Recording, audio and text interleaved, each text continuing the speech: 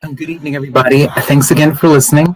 My name is Nelson E. Brown, and this is the Beauty in Us Radio, right here on Awesome God Radio. I'm so thankful and glad that you guys had the opportunity to be with me this evening.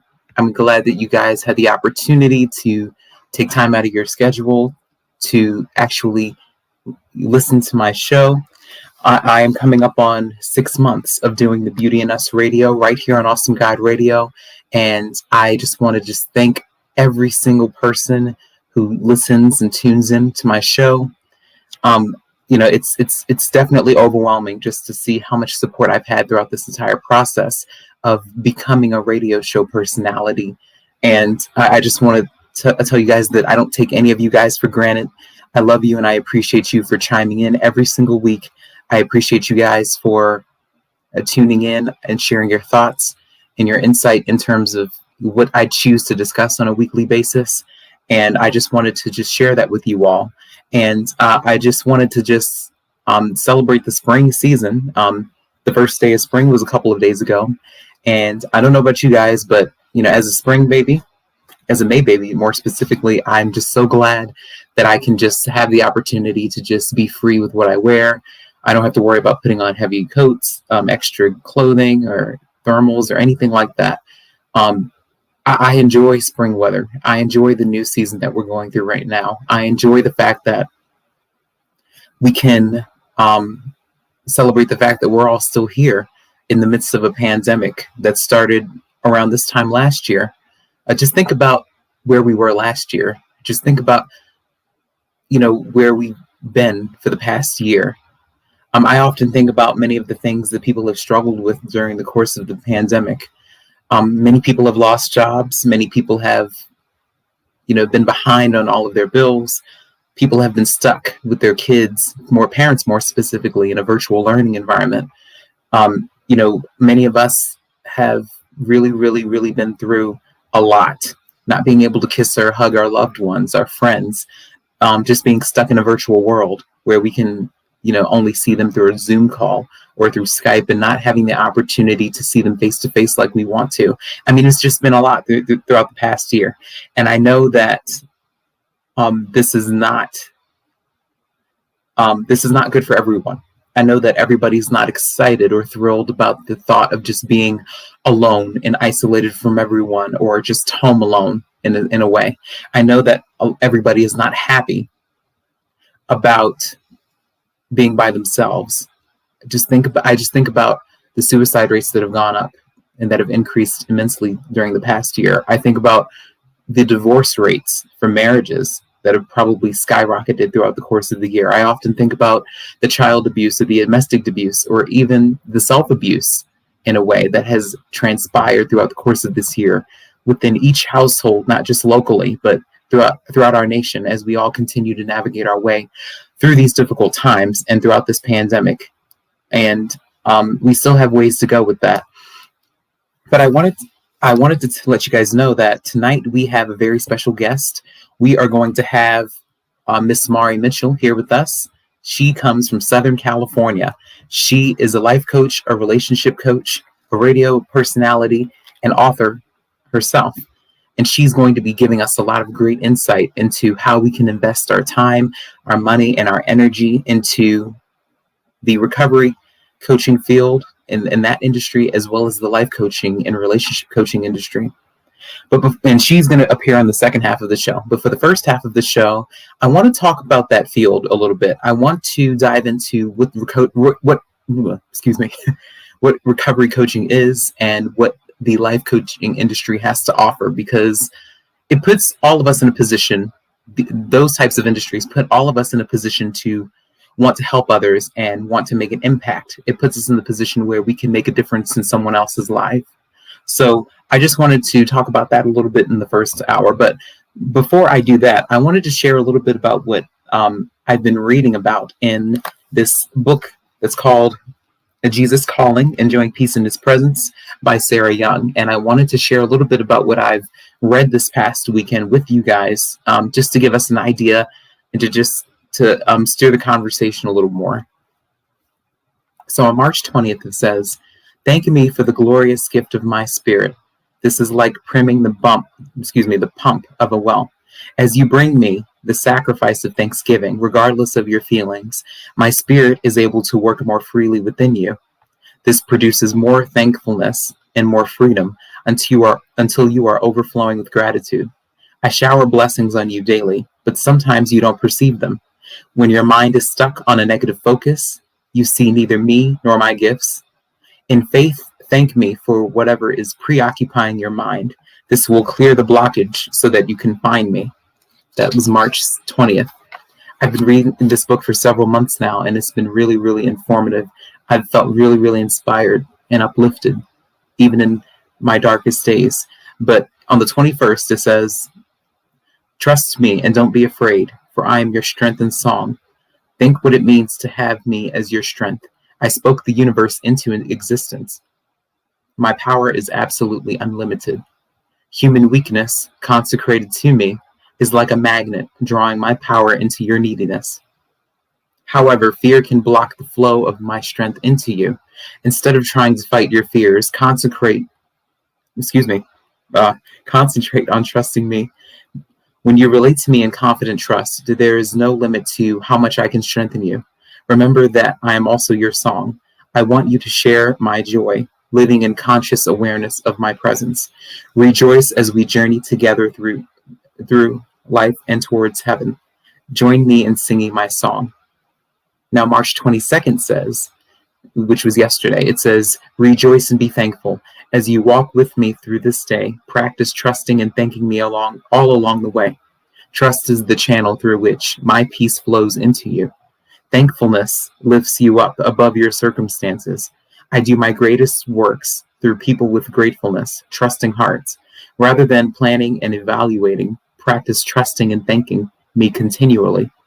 This is a paradigm shift that will revolutionize your life. And today, this morning, it read, I am a God of both intricate detail and overflowing abundance. When you entrust the details of your life to me, you are surprised by how thoroughly I answered your petitions. I take pleasure in hearing your prayers, so feel free to bring me all your requests. The more you pray, the more answers you can receive. Best of all, your faith is strengthened as you see how precisely I respond to your specific prayers.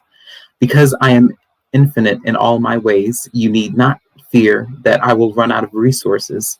Abundance is at the very heart of who I am. Come to me in joyful expectation of receiving all you need, and sometimes much more. I delight in showering blessings on my beloved children. Come to me with open hands and heart, ready to receive all I have for you. So these are some of the devotionals that I've been reading for these past few days, and these are the devotionals that I've been reading for the past several months, in addition to my Bible course.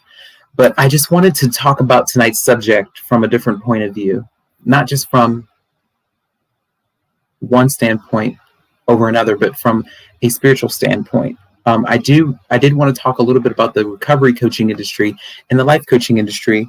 And I wanted to use a public figure that I've been following for a while now to kind of gauge our conversation in terms of how we think about the recovery coaching industry and how we look at our careers as being life coaches, if that's something that we wish to pursue in the future. So I wanted to share a little bit about the life coaching industry and the recovery coaching industry with you guys, because I'm reading a book called Tapping Into the Wire. It's based off of the television series. If you don't know who they are, who the cast members are, or who the television show is, you can look it up later. But Tapping Into the Wire, The Real Urban Crisis, is a book that I'm reading in one of my sociology courses this semester. And it's been really, really great reading this book. I've definitely been able to look at things from another perspective. I've been able to look at the war on drugs in a totally different manner.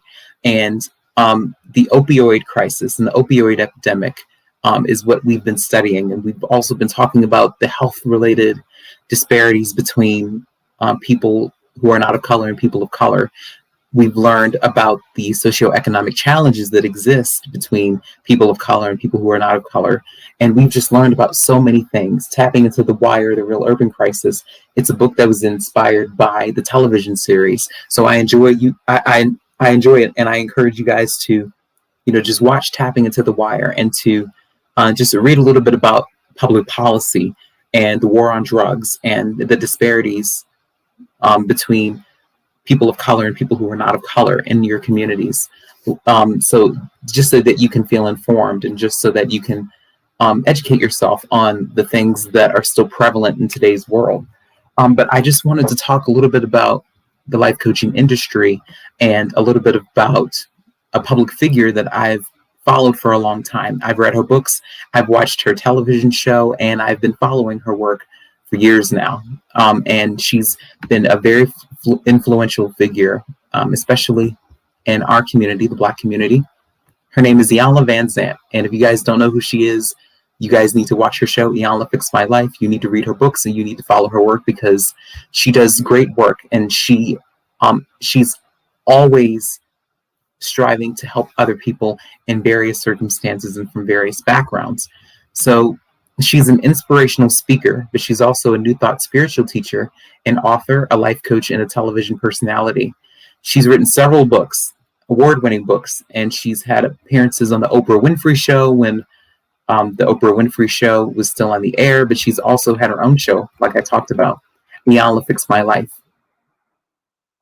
And within these shows, and within her books, and just with the work that she does in general, she definitely puts things in perspective from a spiritual standpoint, and not just an emotional standpoint. So a lot of the tools that she uses in order to help others as a life coach and as a spiritual teacher, she definitely strives to make people not only feel better, but to operate in their lives much more efficiently. And she uses the Word of God in order to do so. And she also uses her own personal experiences, and she incorporates that into the lessons that she tries to teach her audience members from various walks of life as a life coach.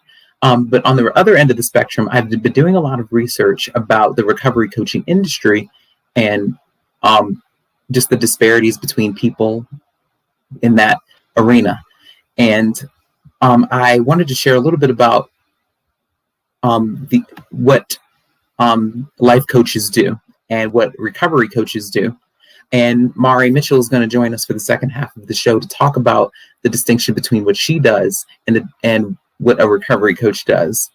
Because I think I may have shared this before, but I may not have. But I'm interested in pursuing a career as a recovery coach in the future. And I want to base that off of the work that I do as an author and as a radio personality. It's a way to honor my dad, who passed away earlier this year, back in January, after his longstanding battle with his substance abuse and his alcoholism. I want to establish a practice that helps families and individuals who struggle with the same issues, so that they don't have to subject themselves to the same fate or fall into that just very, very unhealthy pattern and that unhealthy lifestyle. I want to be in the position to help others and to give them what was not given to my dad. So I'm going to talk a little bit about that more for the second half of the show, but I want to read a little bit about what it means to be a life coach. Now, according to the Bureau of Labor Statistics, it says that life coaches may go by a variety of titles, including executive coach or enrichment specialist, regardless of their title. But these workers tailor their coaching to the needs of each client. So this article was published by Kathleen Green in January 2017. So it's about 4 years old, but it's not too old. It says that life coaches may offer a prospective client an in-depth sample session to discuss his or her life vision. This initial conversation lets both parties gauge whether they're a good fit for each other too. Coaching is a partnership, Catherine says. I want it to work for the client, not just for me. When a coach and client decide to work together, they create a plan with customized objectives and activities for achieving the client's goal. For example, a client whose goal is to increase profits by 20% might commit to changing,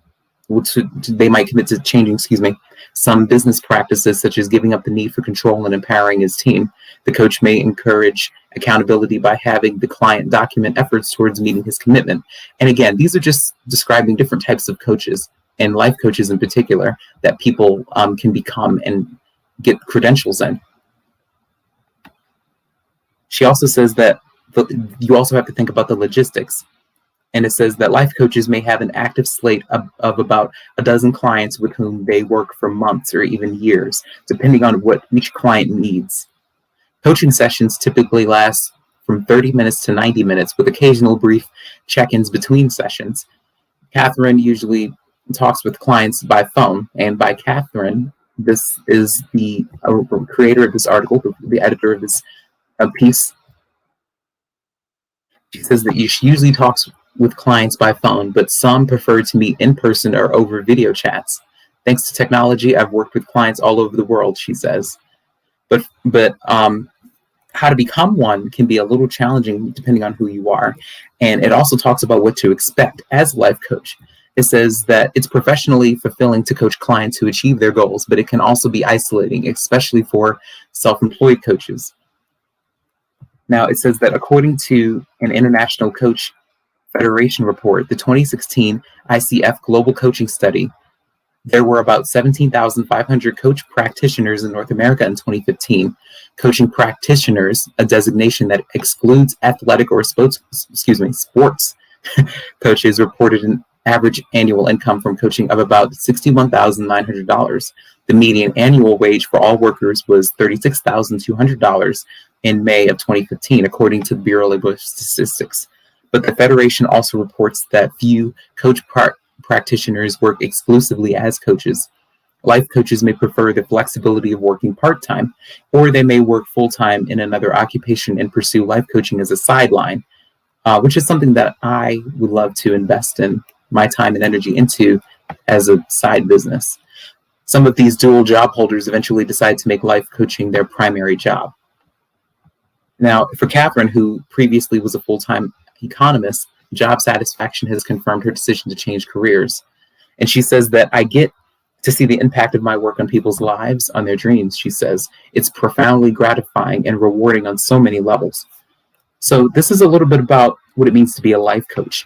Now, I'm going to pull up what it means to actually be a recovery coach so that it can help us distinguish between what it means to actually coach someone in recovery and coach someone and help guide them throughout different aspects of their life and different areas of their life and whatever they're wrestling with or struggling with.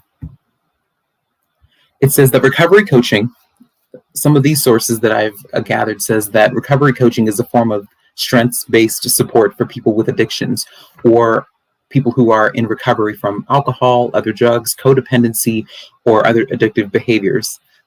The recovery coaches work with people who have active addictions as well as those already in recovery. Recovery coaches are helpful for making decisions about what to do next with one's life and the part addiction or recovery plays in it. They help clients find ways to stop addiction, abstinence, or reduce harm associated with addictive behaviors. These coaches can help a client find resources for harm reduction, detox treatment, family support and education, local or online support groups, or help a client create a change plan to recover on their own. Now, recovery coaches, and this is the important distinction, because a lot of people have a hard time distinguishing between what a therapist is, what a psychologist is, what a life coach is, what a recovery coach is. So this is a big distinction. It says that recovery coaches do not offer primary treatment for addiction. They do not diagnose and are not associated with any particular method or means of recovery. They support any positive change, helping people coming home from treatment to avoid relapse, building community support for recovery, or working on life goals not related to addiction, such as relationships, work, or education. Recovery coaching is action-oriented with an emphasis on improving present life and reaching future goals. It says that recovery coaching is unlike most therapy because coaches do not address the past, they do not work to heal trauma, and put little emphasis on feelings. recovery coaches are unlike licensed addiction counselors in that they are non-clinical, and do not diagnose or treat addiction or any mental health issues. So we just have to just think about that for a minute, and we just have to really think about how we can incorporate that into what we may want to pursue in the future.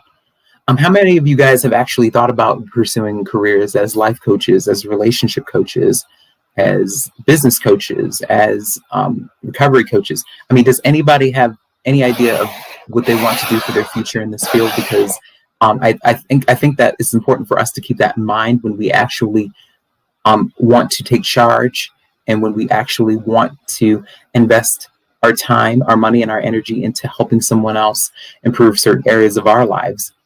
We really have to examine ourselves, and we really have to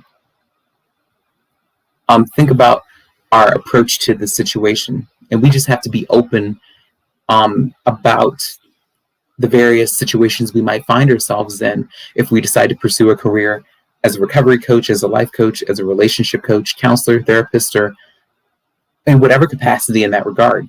I think that it's important for us to figure out what our approaches are in terms of handling stressful situations and being as level-headed as possible, and especially for me, being as spiritually grounded as possible, so that we are in the position to be the most effective coach that we can be, and to be the most effective leader that we can be. So I wanted to take a minute, and I wanted you guys to just think about that and just really, really process everything that I've shared within the past 20 minutes or so. Now, a family recovery coach is similar to what I want to do for families, and especially for children who may grow up in households that have parents or guardians that may have subjected themselves to drugs or alcohol abuse, or drug abuse, or substance abuse of any kind. It says that the family plays an important role for a person in recovery, but is often neglected by traditional models of recovery. Specially trained family recovery coaches strive to create a calm, objective, non-judgmental environment for the family of a recovering addict. They are knowledgeable in specific models that help the family cope with the changes that they have gone through living with an active addict or living with a recovering addict. Regardless of an addict's choices, working with a family recovery coach may help a spouse, partner, or loved ones avoid the mental obsession that plagues many families affected by addiction and learn to lead sane and productive lives. So that is similar to what I want to do, because I've never been a drug addict or an alcoholic. I've never been addicted to drugs or alcohol ever, but I would like to become a recovery coach, for the families, a family recovery coach like I just described, because I want to give families, again, I want to provide them with what my dad did not receive, which was professional help and how to cope with stress, anxiety, and very intimidating situations that they might find themselves in their lives. I want to be in the position to help children who may have parents that may be alcoholics or drug addicts. I do want to share that with more children and more families and individuals, so that they don't have to subject themselves to that same fate, and so that they don't have to subject themselves from a lot of pain and anguish that they may have experienced in the past. And I've talked about this on my show many times, and I just want to put that out there, because I want all of us to think about the ways in which we can help people in different aspects of their lives. As a life coach, a relationship coach, recovery coach, a business coach, or whatever kind of coaching that you want to specialize in, everybody has their own specific niche. Everyone has that knack for that specialized field or that specialized area of expertise. So we just have to think about this from a different perspective, and we have to think about this in terms of the big picture. Just being open to different situations, to different people, and just being receptive to whatever may come in terms of being in this field and working in this field and working with people who are very lost, and people who are very, very misguided in different areas of their lives. It can be very, very challenging to just deal with people when you're not certified or when you don't have the credentials as a recovery coach I mean, anybody can give anybody advice. Anybody can tell anybody what to do or how to do it. But I think that it's important for all of us to look at it from a place of compassion. And I think that we all have to be supportive and understanding, and we all have to sometimes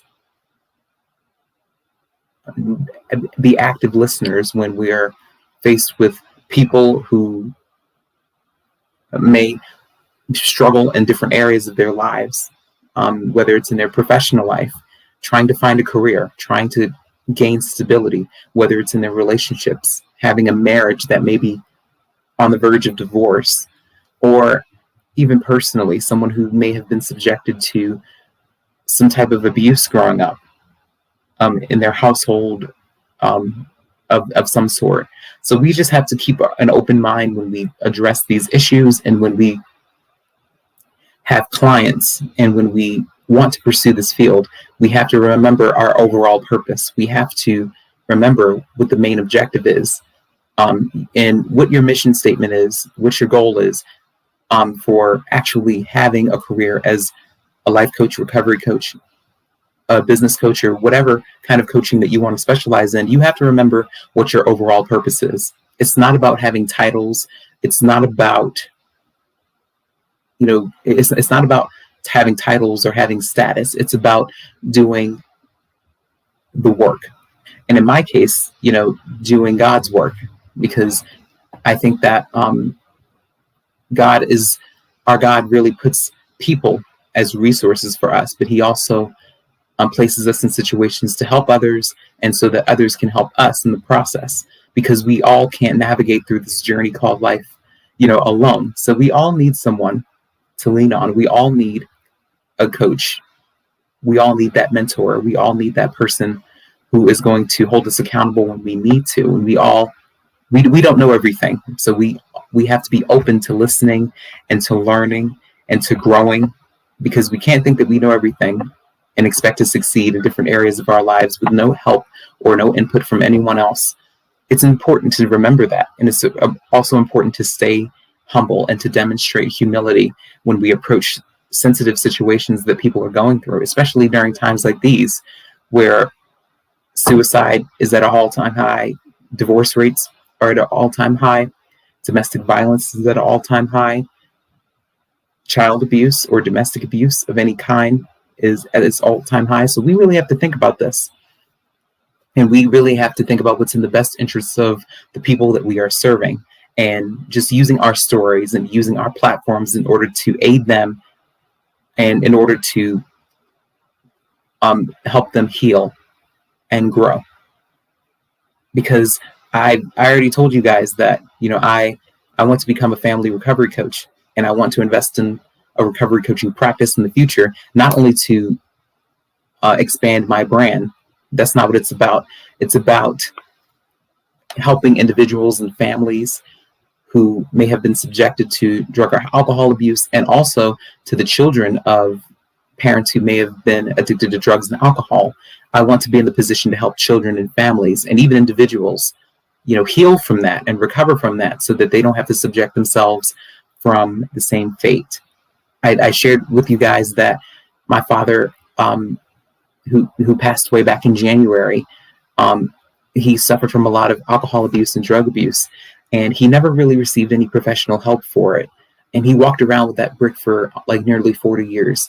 And I often think about how much pain he was in. I'm so grateful and blessed that I've had the opportunity to look at that from that perspective, even though it's extremely heartbreaking. So she's waiting right now. So I'm going to bring her on to talk a little bit more about her career as a life coach, a relationship coach, an author, and a radio personality. Please welcome to the Beauty in Us Radio, Miss Mari Mitchell. Mari, thank you again for joining us this evening. I definitely appreciate you for hopping on and taking time out of your schedule to come on the Beauty in Us Radio to talk about the work that you do in the coaching industry. So could you tell us a little bit about yourself? I gave a little bit of your bio in the very beginning, but I want you to talk a little bit about yourself more so that people can get to know you. You're out of Southern California. Yes, I am now. Thank you. And thank you for having me on the show, Nelson. I really appreciate it. And so, yeah, I've been doing life coaching for, I think this will be my 11th or 12th year towards the end of the year. I came into it quite kind of magically, like I like to say. So um, I was leading what's called the law of attraction meeting. And this girl walks into the group and spends the whole time there enjoying it. At the end of the class, she says to me, "Oh, you're a wonderful life coach." And I said, "I'm sorry, I'm not a life coach." She goes, "Oh, you are. You're just not certified yet." And so through the years, I had always been looking for something that would give me more of a sense of purpose. And I've always wanted to help people. And I had heard of life coaching, but I didn't know really what it entailed or anything. I didn't do that much research on it. It just was something in the back of my mind. But when she said that, I said, that's it. That's what I need to do. And so she had given me the name of the school that she went to get her certification. And I went and I got my certification, and the rest is history. So it's been, like I said, it's been 11 years. It's been amazing. I love being able to help people. And what I really do is I guide people to their own inner being, to their own guidance, to their own divine power, which we all have, of course. And that's pretty much what I do. I don't tell people what to do. I don't really have solutions for them per se. I have them look deep inside and get their solutions. And that's how I do my life coaching. Yes, and it's very, very, it's very, very great to hear about this because, I mean, everybody needs a life coach. A life coach needs a life coach. A Yes. therapist needs a therapist. I mean, it's so much to navigate through this world. And life coaches, relationship coaches, business coaches, recovery coaches, everybody in that industry is essential to everyone, because I mean, there's people have to navigate through so much throughout the course of their life, within their relationships and even in their careers, and just handling very, very intimidating and stressful situations. I was sharing a little bit about the life coaching industry and the recovery coaching industry in particular, because and also about the relationship coaching industry, because I wanted people to have a little bit of an idea of what the distinction was between each type of coaching, because I do know that the coaching industry, in the coaching industry, you can specialize in a number of things. Yes. So in addition to being a life coach, I know that you're also a relationship coach. So that means that you also coach couples as well. Could you tell us a little bit about what it means to actually be a life coach and a relationship coach? And also, how can people actually prepare for this if they say that they want to invest in this career and in this line of work? What are some of the things that you think are important for people to know if you want to invest a career in this? I think a really important thing to know is that to know yourself. I'm all about being authentic and to truly know who you are and what you bring to this world, because we all have our special gifts. And those who are drawn to coaching, like you are, is because they have this deep sense of being able to help people, and they also have this deep sense of being able to understand how others feel. And I think that's a key when it comes to coaching. When you've been there and you understand their pain or you understand their frustration, things like that, that's very, very important. And the coaching certification is important, but it's not what makes you a coach. Coaching people, practicing your coaching with people, that's what makes you a coach, because you learn more and more, you become more and more intuitive, and just gain more wisdom through the years. So the main thing is really to be true to yourself and to know what it is that you want to offer. What are your strengths, and be able to zero in on that. So some people, like you say, want to do relationship coaching. I chose relationship coaching because I had suffered in that area myself. And I learned so many things, almost all of the hard way. And I wanted to be able to help people to not have to go through all that pain and suffering. And so that's why I chose to add, relationship coaching to my practice.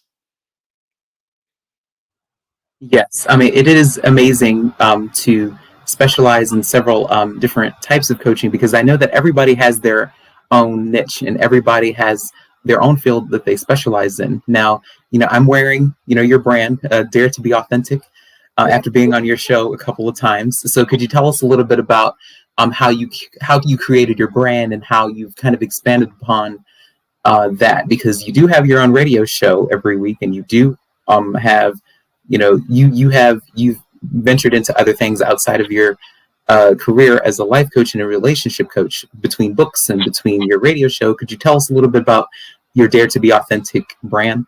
Yes, that came about kind of slowly because I had been coaching for probably like 3 years, and then I was invited to have my own radio show on the Amazing Women of Power station. Raven Blair Davis is the owner, and she's out of LA. And out of the blue, she calls me one day and invites me to have a show on her station. Funny, because I had been discussing that with a girlfriend of mine the day before. And in fact, she had said to me, we're brainstorming ways for me to be more seen and heard as a coach. And she's like, oh, you could call some AM stations and maybe they're looking to fill time and they might want to interview you. So I learned by then not to jump on everybody's suggestion, to just really, take it to my quiet time and see if it was right for me. So I put it in the back of my mind, and the next day Raven calls me. And so I took the challenge to start my show. I decided to call it Dare to Be Authentic because authenticity had been my way to grow in my life. I had come to a place where I had lost my identity. I didn't feel like I had a purpose in this world other than the raising of my children, which was very important to me, but I still felt like there was more for me. And so I had to work my way back to me. And so that's why I chose the name Dare to Be Authentic. So for several years, for many years, I had my radio show brand, which was Dare to Be Authentic. And then my coaching brand was just Life Coach Mari. And I played with different names. And then one day I said, it's got to be Dare to Be Authentic Coaching, because it just fits all in together. Hello. So I have my radio show where I feature amazing people, including Nelson. He's been on twice. And it's just a blessing to me. I meet so many positive, encouraging, courageous people that have gone through all things in life and have something to offer. And that's what my Dare to Be Authentic show. It's about the guests only. I inadvertently, although I started the show for two reasons: to encourage and inspire people, and to be more seen and heard as a coach. God had other other plans for me. I ended up creating a platform for others to be seen and heard, not for me to be seen and heard. And so I stepped fully into it, and it's been nothing but a blessing to me. I just love my guests. And so that's how that came about. And then I had already written my first book, which is a novel that was published in 2012. And then after my first year on radio, I took a course from Raven about how to monetize your show. And she had suggested taking the transcripts, taking the radio shows that I had done, have them transcribed and put into a book. And I liked the idea of a book, but I didn't like the idea of making money off people's interviews. And so I thought that'd be great if I could have the people on my radio show contribute to a book. So I came up with the Dare to Be Authentic book series, which not all of the people have been on my radio shows, but many of them have. I'm currently working on my sixth.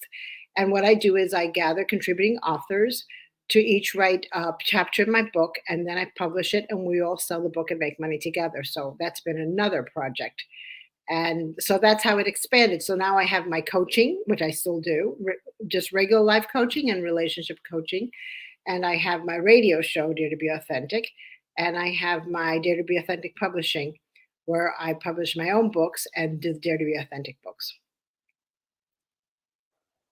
Yes, yes. I definitely. I was able to look at your website, and I was able to see that you've already written several books, even outside of the book series Dare to Be Authentic. I know that you've written the Diary of a Hopeless Romantic and the Cuban Heart, from my understanding. So you've written a lot of material, and you've branched out in so many other ways. Have you? Could you tell us a little bit about between how you've grown as a coach, between when you started and where you are today, do you find yourself like even like as a coach, even with your clients that you work with, do you find yourself being a different coach than you were back then from when you started to back well to now? Because I do know that, as a part of being a coach and a part of, being, invested into the coaching industry, when you want to help others, whether it's through life coaching, relationship coaching, recovery coaching, or whatever sphere or whatever niche fits, with the area you want to specialize in. I do know that, sometimes people want to look to us for everything. People want answers from us all the time, and we feel the need to, be perfect in terms of like how we approach situations with specific people and their needs. And sometimes we can just be extremely hard on ourselves in terms of how we choose to deliver that, to others. So could you tell us about, your journey as a coach between then and now, and how you've matured as a coach and grown as a coach? Sure.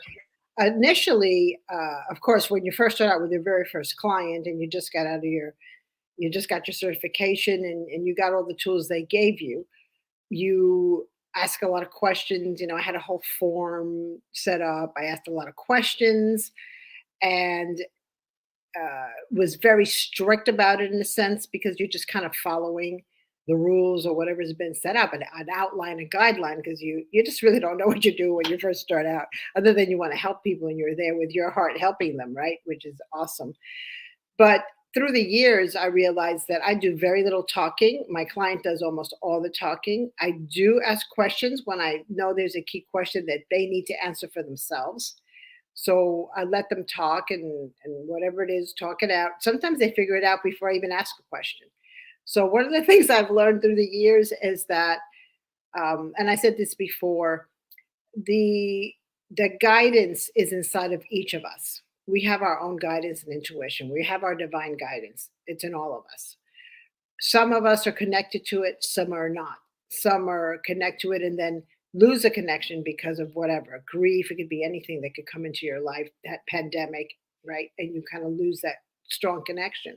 So, as a coach, what I do is I guide people to their inner being, to their divine connection. And then from there, they can get the wisdom they need to resolve their problems or answer their questions, or just even to feel better. So, one of my goals as a coach now is just to help the person feel better. Because when you're in a distraught situation, regardless of whether it's a relationship problem or problems due to the pandemic, or it could be financial, it could be health, when you don't feel good and you're in this state of anxiety, it's really hard to get to your intuition, to your inner guidance. And so that's what I've learned, is that my job as a coach is to direct each person to their own inner guidance. My job is not to answer all their questions or give them all their solutions, because what's a good solution for you is not a good solution for another. And they usually come up with their own solutions, through the guided questions that I ask them. Yes, and that's very important too, and I appreciate that, because that's very important for people to realize, is that you're not there to just tell people what to do, or to just wait for them to ask you questions and kind of have that back and forth dialogue where my role is this, your role is that, and that's Right. not the way you're supposed to operate as a coach. I also think about the fact that oftentimes I think that when you have experienced what your client has experienced, when you're able to relate to them on that level, I find that to be much easier. Even within my therapy sessions with my therapist, she is very helpful because she's experienced some of the situations that I've gone through, and just how I've felt, from an emotional standpoint, a mental standpoint, a sociological standpoint, in different areas. So I do think that it's important to use your experience, and I think that it's important to incorporate that into your coaching methods and how you choose to coach people and how you choose to guide them. So so how important do you think it is for people to use their experience in order to help people, in that arena? Because everybody says that, I want to be a coach, a lot of people want to have that title Mhm. and to have that, you know, with them. But a lot of people, everybody does not have the ability to relate to people and their experiences. And it's going to be, I know that it can be very, very difficult for people to relate to you if you haven't really gone through anything that they've gone through. So how important do you think that is for people to understand when they want to be as transparent and authentic with their clients as possible? It's the most important thing. And I know that, I don't know about now, but years ago, therapists weren't allowed to tell stories about what they went through. It wasn't, part of what they were supposed to do in their practice. But I, if I have something to tell, if somebody tells me a story of what they've been through, and I've been through the same thing, of course I share it because it shows them, number one, they're not alone. Number two, I understand exactly how they felt, or pretty much how they felt. And that's important because what does it really come down to, Nelson? That we care about another human being and we want to help them. And so, the most important thing as a coach is for your clients to know that you care. So, the most important thing for a coach is to really be a caring, loving person who is there to help their client. That's their number one purpose. All the other things come with it. Um, as far as the experience, that comes, of course, with practice. The more you practice, the more experience you get. And so, whatever experience you go through, and usually it's negative experience, but even good experiences, because let's say somebody is coming to me and they're looking to launch a business, or maybe they want to launch a radio show. I do that kind of coaching as well. My experience, my good experience, will help them because I have the background to be able to say, well, I did this and this, don't do that, that didn't work very well, but I did this and this and it works well. So whether your experience is good or positive or bad or negative, you can use it to help your clients. That's the bottom line. And definitely we need to use it. Absolutely. It's this definitely imperative, and I definitely understand all of the points that you just made. What advice would you give to people who want to start a business in the coaching industry, in whatever arena they want to specialize in?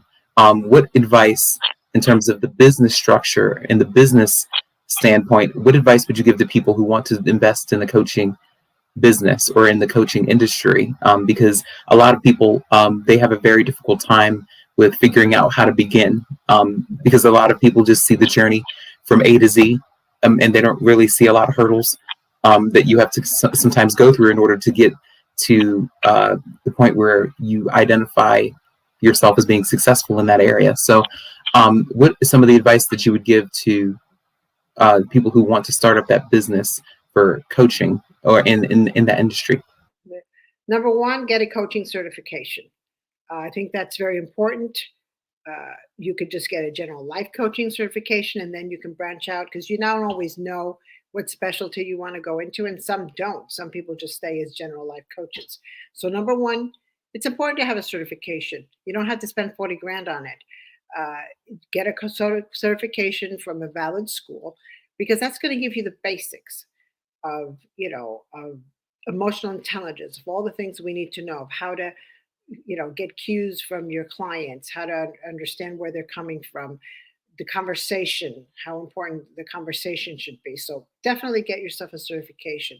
Then decide if you want to create, um, for example, you can have a corporation, you can have an LLC, you could be a sole proprietor. There's all different models that you can follow.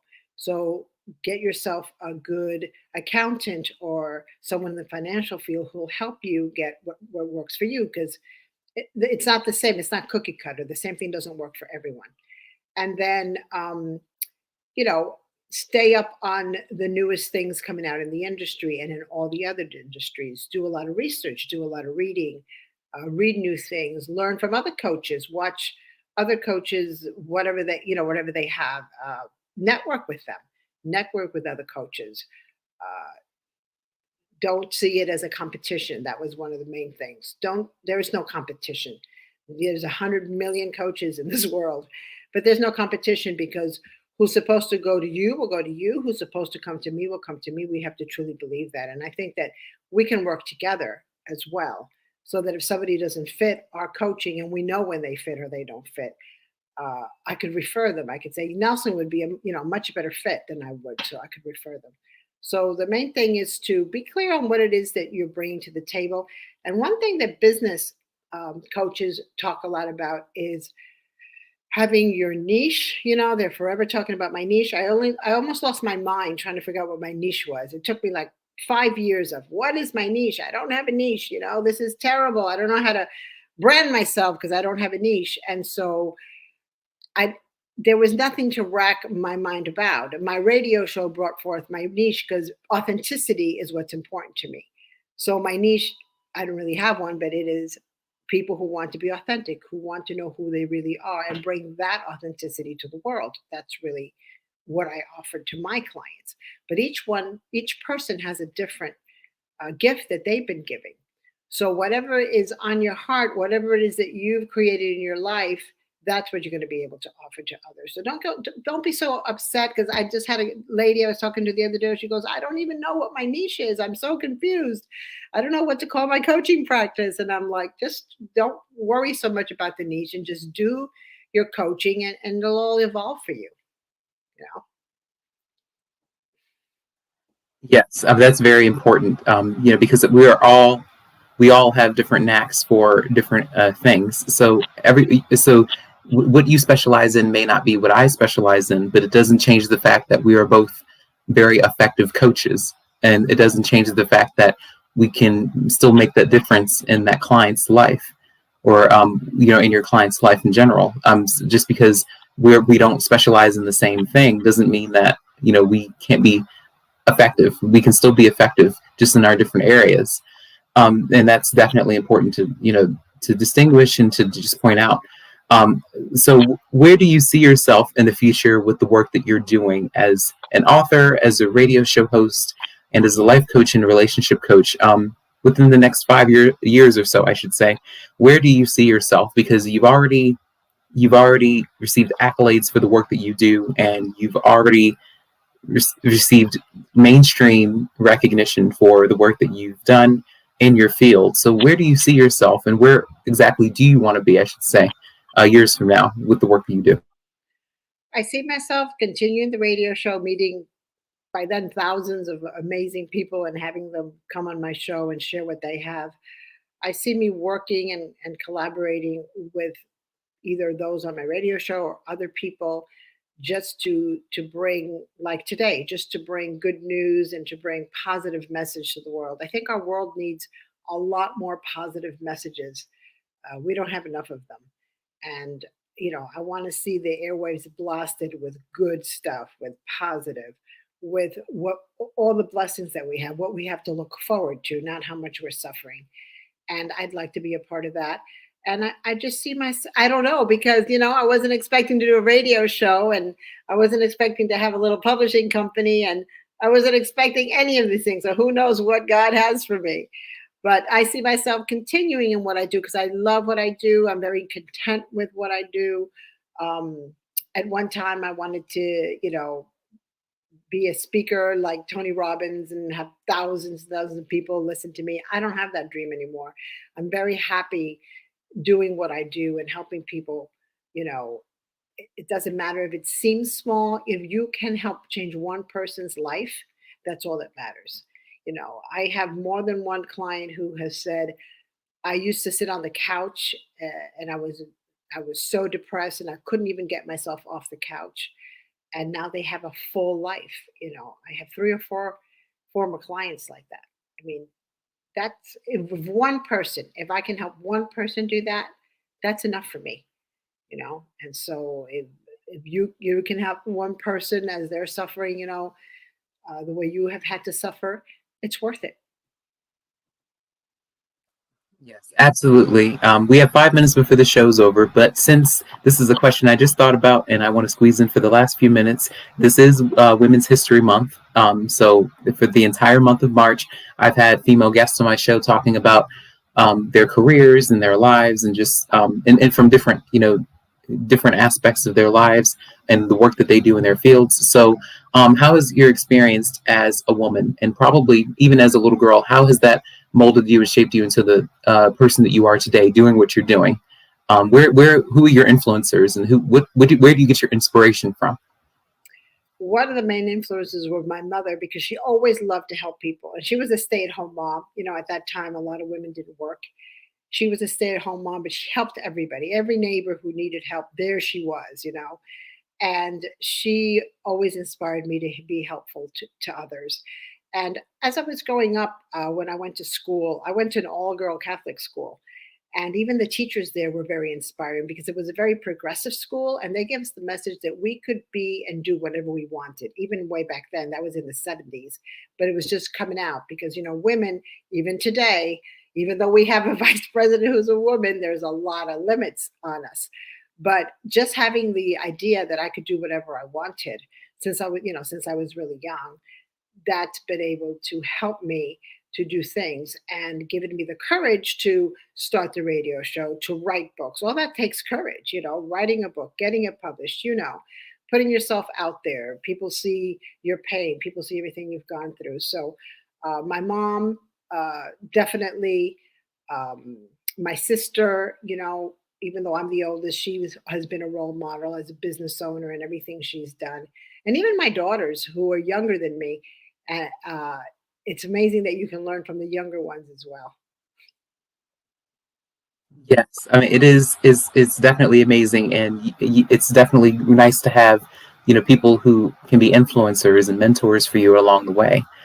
So how can people get in touch with you if they want to learn more about your business, or if they want to purchase some of your products and some of your merchandise? So how can people reach you if they want to be on your show, or if they want to just support you and the work that you're doing? So how can people get in touch with you? The easiest way is just right on my website, lifecoachmari.com. So lifecoachmari.com. Just click there. Everything's there from my radio show. There's a radio show link. There's a link to my books. There's a link to my coaching, different kinds of coaching, and even to the publishing link. So lifecoachmari.com. That's it.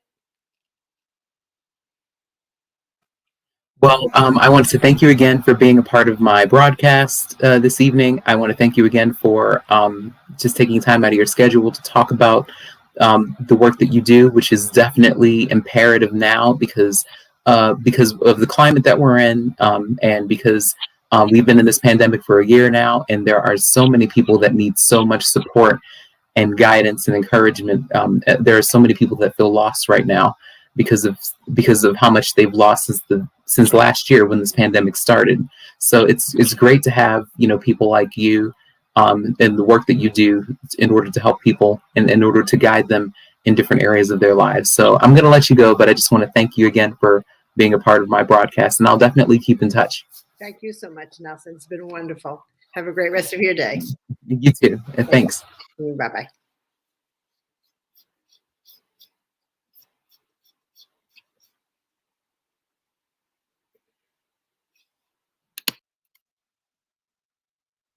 Okay, well, that wraps up another edition of the Beauty in Us Radio right here on Awesome God Radio. I want to thank you guys for tuning in again. I want to thank you guys for supporting me throughout the course of the 6 months that I've been on the air. I want to let you guys know that next week, on the 30th of March, it will be our last week celebrating Women's History Month for the month of March, but we are going to be having two ladies on. Next week, we are going to have Miss Christian Johnson and Miss Christina Flack. They are going to share with us a little bit about the fashion industry. So we're going to learn a lot about the fashion industry with those two ladies, because they're both entrepreneurs, they're both grinders. They both hustle and bustle in order to make their money and in order to make ladies feel good inside and out. So make an appointment to meet me back here at 6 p.m. next Tuesday, March 30th, 2021, right here on Awesome God Radio's The Beauty in Us Radio. I want to thank you all for tuning in. I want to tell you guys that I love you and I appreciate you for everything. And I want you guys to continue to stay safe, stay encouraged, wash your hands, wear your mask, don't get carried away, don't be nasty, and just continue to live your best life and continue to appreciate what you have and the people who are a part of it. So I love you, and I'll see you next time.